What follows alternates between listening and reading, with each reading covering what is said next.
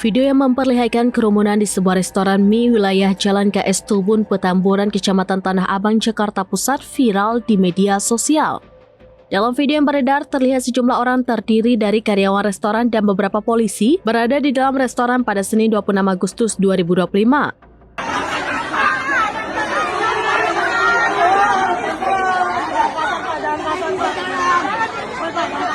Tampak pula seseorang yang digiring keluar dari rumah makan mie tersebut.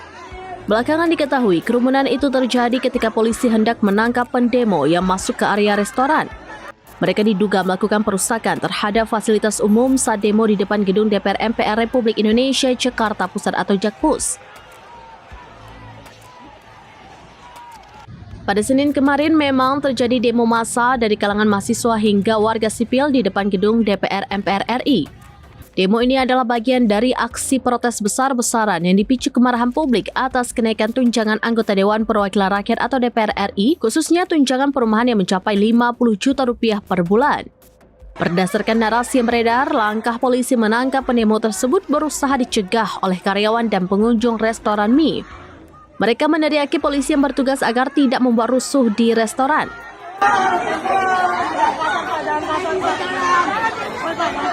Bukan tanpa sebab, pengunjung dan karyawan mie menilai sikap yang dilakukan oleh polisi kepada pendemo berlebihan pada momen tersebut. Merespon hal itu, Kasih Humas Polres Metro Jakarta Pusat, Ibtu Ruslan Basuki menjelaskan bahwa ada sejumlah orang melakukan perusakan terhadap fasilitas umum saat demo di kawasan Selipi, Jakarta Barat atau Jakbar. Ketika polisi ingin menertibkan masa aksi, beberapa orang justru melarikan diri ke rumah makan mie daerah Petamburan.